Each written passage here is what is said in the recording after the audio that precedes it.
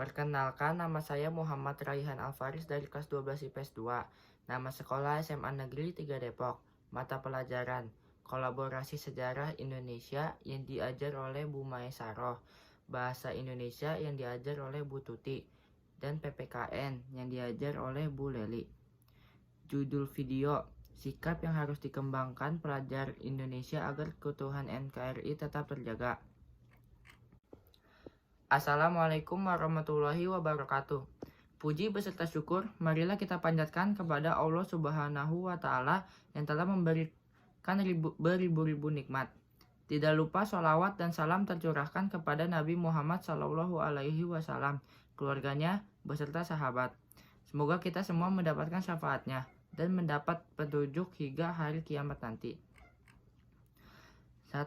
Peserta didik dapat mengurutkan secara kronologis PKI bisa tampil dalam panggung politik Indonesia dari tahun 1955 sampai tahun 1965.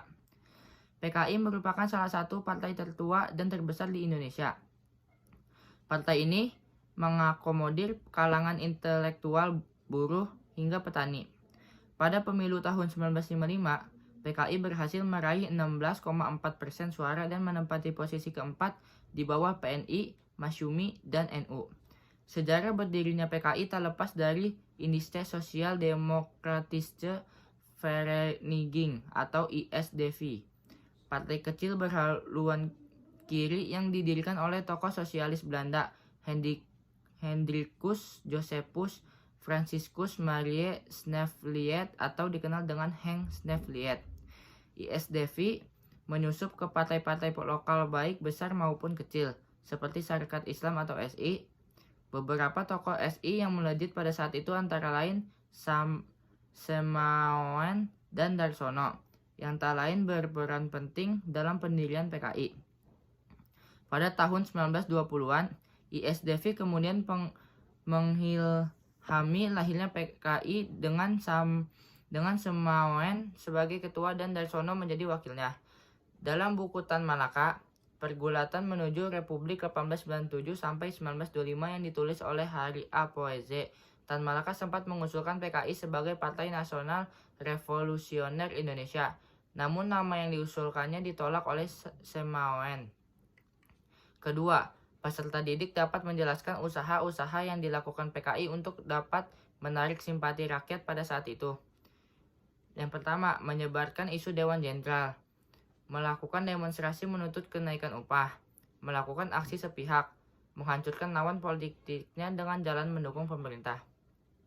Yang ketiga, siswa dapat menjelaskan latar belakang terjadinya peristiwa Gerakan 30 September 1965. Yang pertama, meningkatnya popularitas PKI di Indonesia yang tergabung dalam 3 blok paham yang diakomodasi oleh Soekarno, Nasakom atau Nasional, Agama, dan Komunis. Yang kedua, kekhawatiran AS terhadap jatuhnya Indonesia ke tangan komunis. Yang ketiga, rumor kurang sehatnya Soekarno. Yang keempat, ketidakpuasan sejumlah tokoh militer terhadap Dewan Jenderal yang berkuasa di jajaran militer tertinggi yang mengakibatkan terhambatnya naik jabatan. Yang keempat, siswa dapat menjelaskan akibat peristiwa G30 SPKI bagi kehidupan berbangsa dan bernegara di Indonesia. Yang pertama, kekuatan politik di Indonesia sudah hancur setelah kegagalan kudeta tersebut. Yang kedua, kewibawaan Presiden Soekarno berkurang. Yang ketiga, bersatunya TNI dan kaum agama untuk membalas PKI.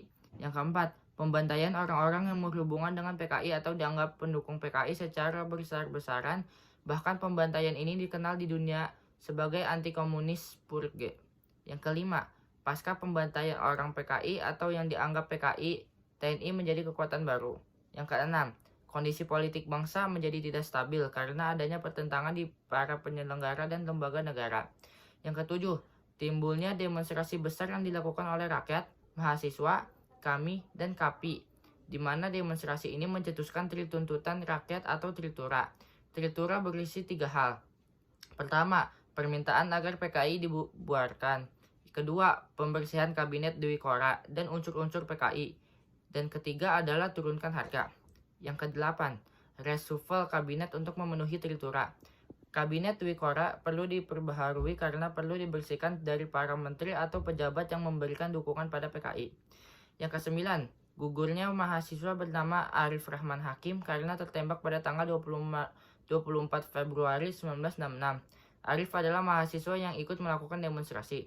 Yang ke-10, Presiden Soekarno membubarkan KAMI karena dianggap sebagai provokator timbulnya demonstrasi. Dengan kata lain, KAMI yang menyebabkan mahasiswa turun ke jalan. Yang ke-11, Presiden Soekarno mengeluarkan surat perintah 11 Maret atau sering disebut Super Semar. Super Semar ini memberikan kewenangan pada Soeharto untuk menertibkan keamanan dan kelancaran pemerintahan. Yang ke-12, pelarangan organisasi dan partai berhaluan Marxisme, Leninisme, dan komunisme hingga saat ini.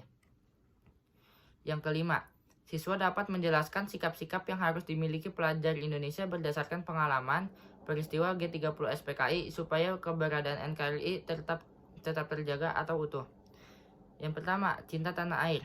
Sikap cinta tanah air artinya berbakti kepada negara dan bersedia berkorban membela negara.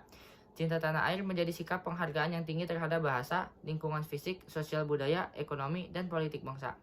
Yang kedua, membina persatuan dan kesatuan dimanapun kita berada. Semboyan Bhinneka Tunggal Ika mencerminkan persatuan dan kesatuan bangsa negara Indonesia. Meskipun di tengah kemajukan bangsa Indonesia, tetapi mampu membangun kesatuan bangsa yang kokoh. Maka membina persatuan dan kesatuan dimanapun kita berada, baik di lingkungan keluarga, sekolah, masyarakat, maupun bangsa dan negara sangat penting. Yang ketiga, sikap rela berkorban. Rela berkorban yaitu kesediaan dan keikhlasan memberikan sesuatu yang dimiliki untuk orang lain maupun bangsa dan negara, walaupun akan menimbulkan penderitaan bagi diri sendiri. Kesimpulan dari saya, yang pertama, Gerakan Angkatan 1966 dilatar belakangi adanya peristiwa G30S 1965 dengan PKI sebagai penggerak menurut versi pemerintahan Orde Baru. Yang kedua, keberhasilan Gerakan Angkatan 1966 dalam mencapai tujuannya meruntuhkan kekuasaan rezim berorde lama akan sulit tercapai tanpa adanya kerjasama dengan pihak militer. Yang ketiga, dengan berlangsungnya pemerintahan Orde Baru, maka PKI dan ormas-ormasnya ditetapkan sebagai organisasi terlarang di Indonesia. Saran, yang pertama, kita harus hargai perjuangan para terdahulu kita untuk menjaga kesatuan dan persatuan bangsa. Dan saatnya kita membayarnya dengan membangun bangsa ini ke arah yang lebih baik. Yang kedua, kita harus menjaga Bhinneka Tunggal Ika, karena bangsa ini milik semua suku, agama, dan ras. Untuk itu, mari kita bangun bangsa ini demi kemakmuran rakyat. Yang ketiga, untuk pemuda yang merasakan kejadian menjadi kewajiban untuk kembali mempertahankan kenangan masa lampau untuk mereka yang mati dan tidak akan dapat bangkit kembali, serta kenangan ini untuk generasi penerus bangsa.